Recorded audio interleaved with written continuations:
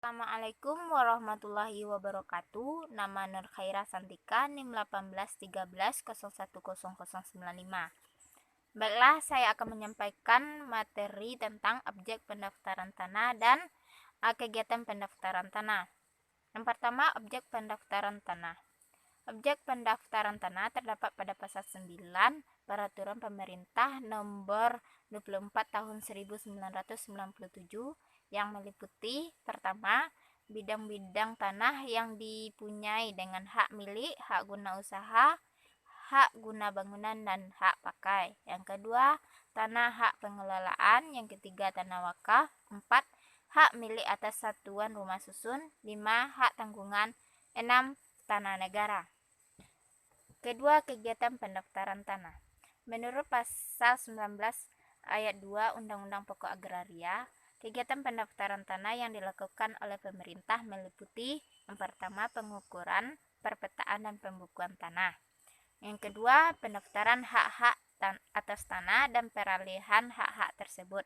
Yang ketiga, pemberian surat tanda bukti hak yang berlaku sebagai alat pembuktian yang kuat. Kegiatan pendaftaran tanah dalam pasal 19 ayat 2 Undang-Undang Pokok Agraria dijabarkan lebih lanjut dalam Peraturan Pemerintah Nomor 24 Tahun 1997.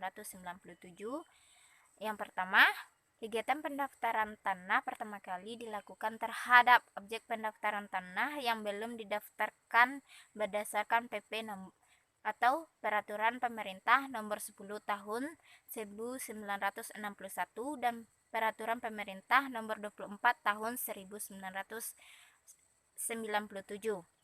Kegiatan pendaftaran tanah pertama kali meliputi pertama, pengumpulan dan pengelolaan data fisik. Yang kedua, pembuktian hak dan pembukuannya.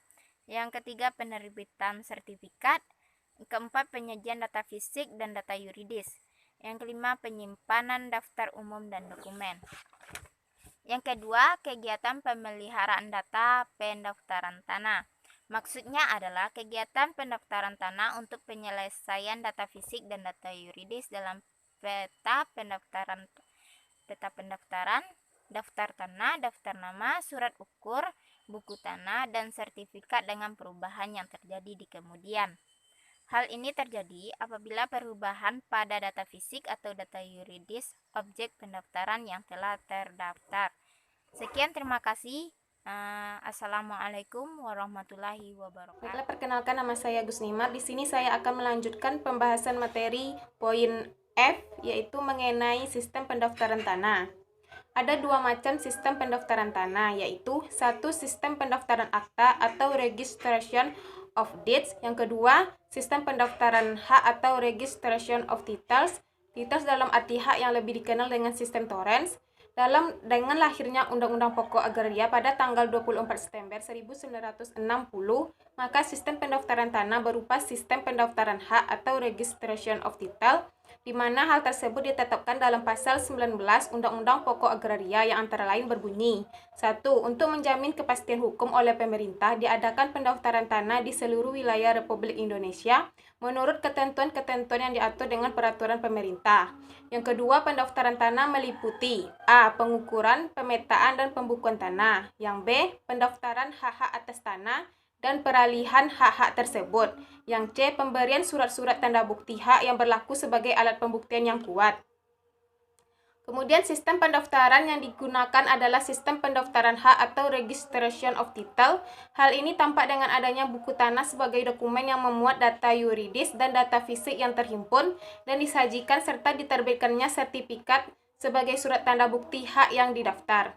Hak atas tanah, hak pengelolaan, tanah wakaf, dan hak milik atas satuan rumah susun didaftar dengan membukukan dalam buku tanah yang memuat data yuridis dan data fisik bidang tanah yang bersangkutan, dan sepanjang ada surat ukurnya dicatat pula pada surat ukur tersebut.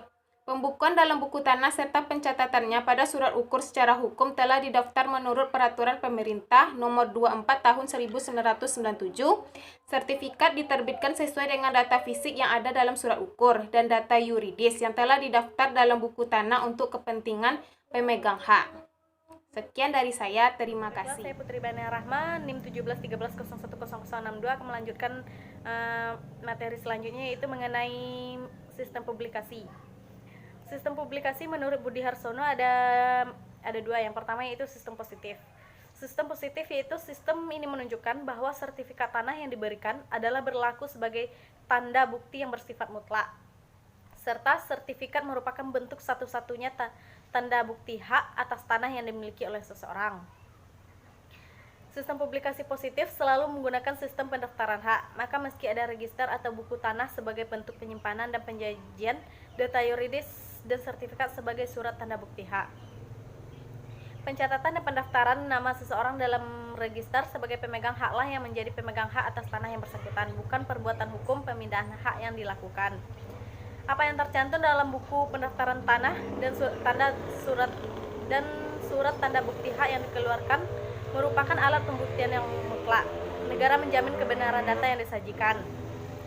Perolehan tanah dengan itikat baik melalui cara sebagaimana diatur dalam undang-undang memberikan kepada hak yang memperoleh suatu hak yang indivisible yang tidak dapat diganggu-gugat oleh siapapun, juga oleh pihak yang sebenarnya berhak. Sistem negatif. Dalam sistem publikasi negatif, bukan pendaftaran tapi sahnya perbuatan hukum yang dilakukan yang menentukan berpindahnya hak kepada pembeli.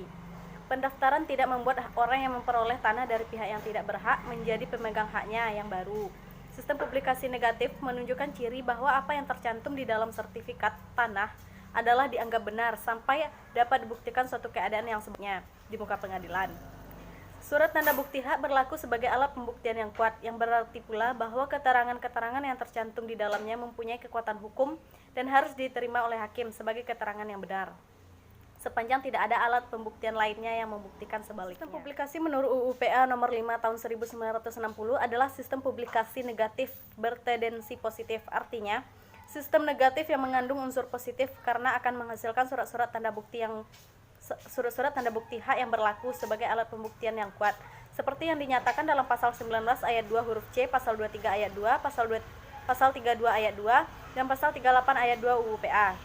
Sistem publikasi yang dianut adalah bukan sistem negatif murni, karena penjabat pendaftaran tanah dalam rangka pengumpulan data bersikap pasif dan pada umumnya menggunakan sistem pendaftaran akta yang memuat data itulah yang didaftarkan.